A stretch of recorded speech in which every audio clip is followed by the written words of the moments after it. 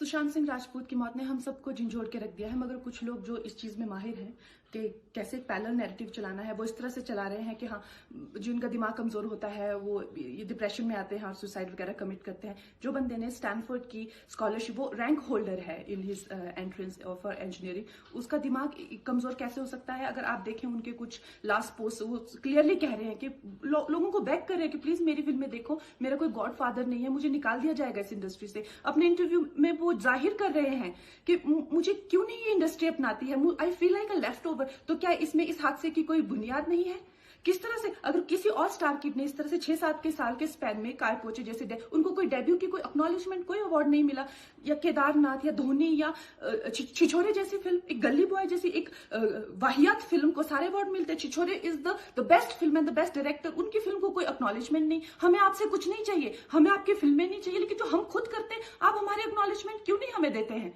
मुझे इनकी फिल्में, मैं जो खुद फिल्में डायरेक्ट करती हूँ, उनको सुपरहिट फिल्मों को ये फ्लॉप घोषित करते हैं। मुझ पे 6 केसेस क्यों डाले गए? क्यों मुझे जेल में डालने की कोशिश की गई? और मुझे इनके जो चमचे जर्नलिस्ट हैं, वो सुशांत जैसे लोगों पे जो ब्लाइंड आइटम्स लिखते हैं कि वो साइकोटिक है, न्यूरोटिक है, एडिक्ट है। संजय दत्त की एडिक्शन तो आपको बहुत क्यूट लगती है।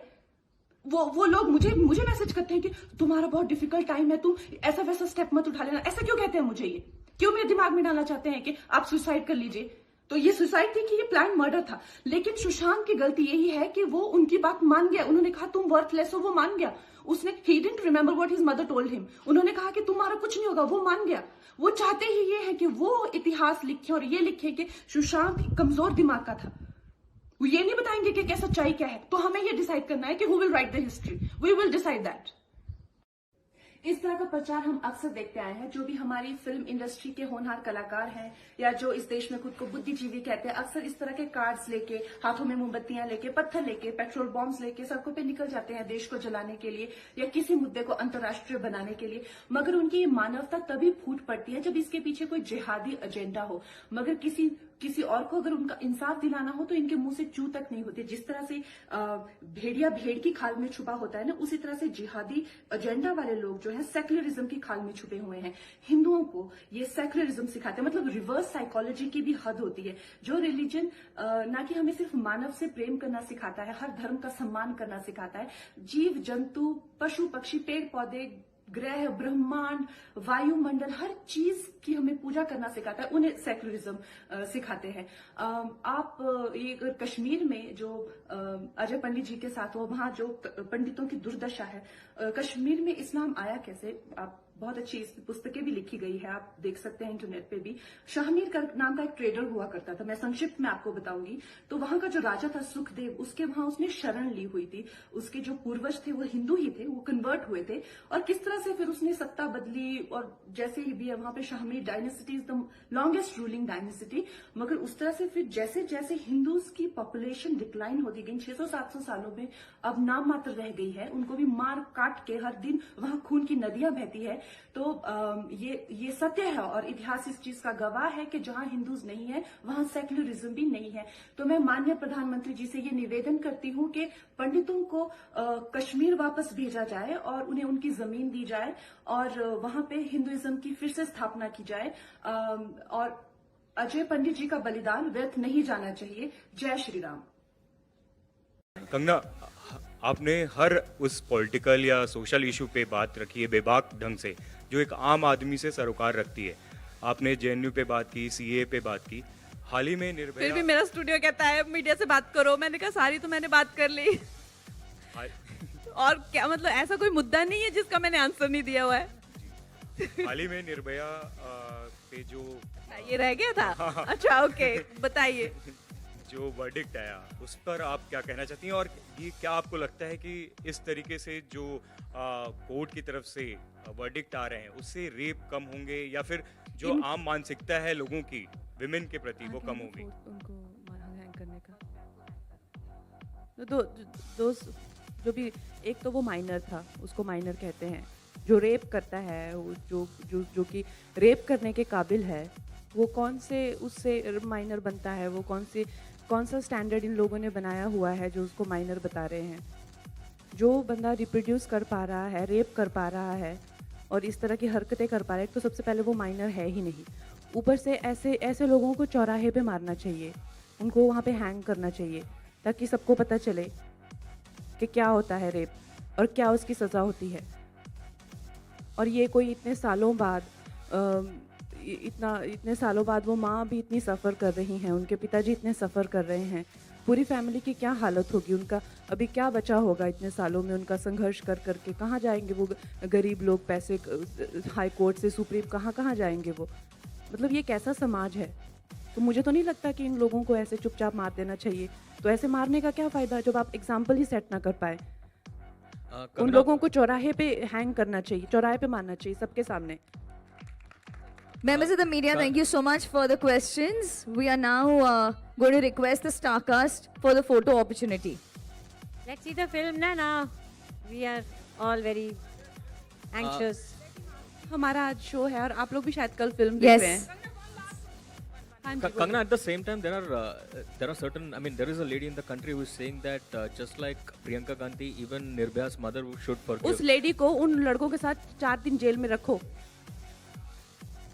उनको रखना चाहिए, उसको जरूरत है। कैसी ऐसी औरतें होती हैं जिनको बड़ी दया आती है, और ऐसी ही औरतों की कोख से ऐसे निकलते हैं दैशी दरिंदे।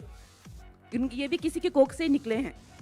उन्हीं की कोख ऐसी होती है जो ऐसा सोचती है, जिनको सिंपैथी आती है, प्यार आता है इन पे, दैशियों पे, खूनियों पे।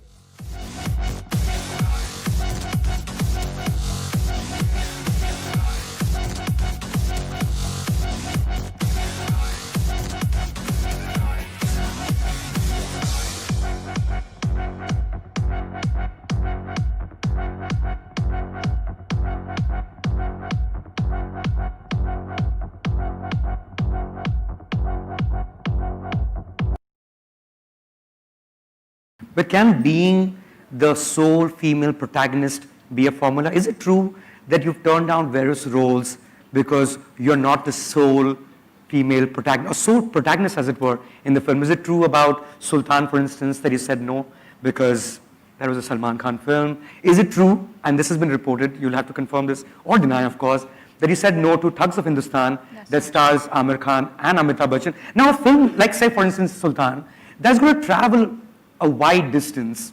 You will be viewed by a lot more people. Why would you not take that as an opportunity? Well, see, what happens is, no, in today's time, I am going to go for something which is going to stimulate my mind, you know, because otherwise I am going to be just sleepwalking through the film. You know, like I said, like Sultan at that point of time, though it was a great character for a girl to play, but I did not see, you know, anything for me in that. And coming from like a double role space and doing so much more in my earlier films, I felt, why would I demote myself to, you know, something which is not offering me so much? So that's why I didn't do it. And Thugs, no, I was never offered. I don't even know what the script is. Like, speaking of your double role, Kangana, thank you very much for Tanu Weds Manu 2. We were going through exactly how you approach your character, and in one of the interviews you've said that what you do is you look at the person in terms of the character that you play, and you give that person one characteristic trait, one word, and that's how you move forward. And so Datto was supposed to be, from Tanu Weds Manu 2, was supposed to be swag. Yeah. Julia was supposed to be needy. Needy, yeah. You're a character yourself. If you were to describe yourself in one word, what would that be? Oh my God. One word. Well, brave. Nice. Well done. अब जैसे तापसी को आपने बोला सस्ती copy है तापसी पन्नू, और वो कंगना की सस्ती कॉपी है तापसी पन्नू। वरुण धवन को बोला कि भाई तुमने कंगना का नाम नहीं लिखा, तो ये भी तो हैरान करता है लोगों नहीं, को मैंने कि- तो उनकी कोई फिल्म भी नहीं देखी। मेरी बहन जो है वो हमेशा उनसे जब से चिड़ी हुई थी, जब से उन्होंने मुझे कहा था कि कंगना को अपने बेबाकी के लिए डबल फिल्टर लगा लेना चाहिए, फिल्टर लगाना डबल फिल्टर डबल लगा लेना चाहिए। तो वो उनसे बहुत ही ज़्यादा गुस्सा थी। तापसी से हाँ, कब से बहुत ज़्यादा गुस्सा थी, लेकिन अब हम इतना बिजी रहते हैं तो भूल जाते हैं। तो कहीं उनका वो जब ट्वीट आया तो मुझे कहती कि इसको कुछ ना कुछ तो बोलना चाहिए, बिकॉज ये बहुत ज़्यादा हमेशा डिसरिस्पेक्टफुल बातें करती है और उसके अलावा आपको भी लगता है तापसी सस्ती कॉपी है आपकी? वो सवाल है ये। देखिए, आई थिंक ऐसा नहीं है सस्ते, उनका भी अपना एक उन्होंने जो सक्सेस हासिल किया है, उन्होंने जो संघर्ष किया है, आई थिंक वो एक उनकी एक अपनी सफलता है। वो कोई छोटी बात नहीं है अपने आप से इतना सक्सेस हासिल करना। और जहाँ तक वो पहुँची हैं अपनी मेहनत पे पहुँची हैं। लेकिन आपने डबल फिल्टर कहा उन्होंने सस्ते, ये तो अब ऐसा तो नहीं है कि बैंटर हो गया ये। बैंटर है ये। तो मैं वही कह रही हूँ, वरुण को मणिकर्णिका के टाइम पे इन सबको रंगोली ने ये कहा था कि आप लोग फिल्म के बारे में कहिए, चुप ऐसे खामोश हो गए कि जैसे इनको पता नहीं सांप सूंघ गया हो। अब कहीं से निकल के आ रहे हैं तो नेचुरल सी बात है, वो भी उसके मजे ले रही है, पर ऐसा कुछ डिसरिस्पेक्टफुल कहा हुई तो वो तो नहीं है। बस लेकिन आपके दिल पे ये बात लगी है कि मणिकर्णिका के टाइम पे किसी ने आपको सपोर्ट करा नहीं, जो कि सच बात भी है। मुझे और तो फिल्म ने डिसेंटली करा, परफॉर्म भी Yes. अच्छा करा, लोगों ने पसंद भी करा। बहुत पसंद किया। लेकिन मुझे ठेस तो पहले लगी थी, लेकिन उसके बाद में मुझे जो इनका चेहरा दिखा कि ये जो फिल्म इंडस्ट्री के जो लोग हैं, इनको जैसे मुझे सहमत खान को लेके जो एक रिस्पेक्ट हुआ, वो किसी भी चीज़ से बड़ा है। करण जौहर ने मेरे बारे में कुछ भी कहा हो, आलिया चाहे कोई भी हो, मगर जो सहमत खान के लिए मेरे दिल में रिस्पेक्ट है, वो मुझे कोई चीज़ नहीं आ सकती उसके बीच में। वो मैं दिखा के ही रहूँगी। कोई छोटी मेरे जो खुद के जो पर्सनल छोटे पैटी गेम्स हैं, मैं इतना छोटा इंसान नहीं हूँ कि उसको I let that take over me. लेकिन मुझे पता चला कि ये लोग छोटे लोग हैं, जो इंडस्ट्री के लोग हैं, दे आर पैटी पीपल। तो ये जो मुझे पता चला, अब मैं इनको उन्हीं छोटे लोगों की तरह ट्रीट करती हूँ, जूते की नोक पे रखती हूँ, क्योंकि ये लोग छोटे लोग हैं। आप छोटे अपने उससे नहीं बनते हो, आप छोटे अपने कर्मों से बनते हो कि आप किस तरह के, क्या आप में इतना ऑब्जेक्टिविटी है कि नहीं।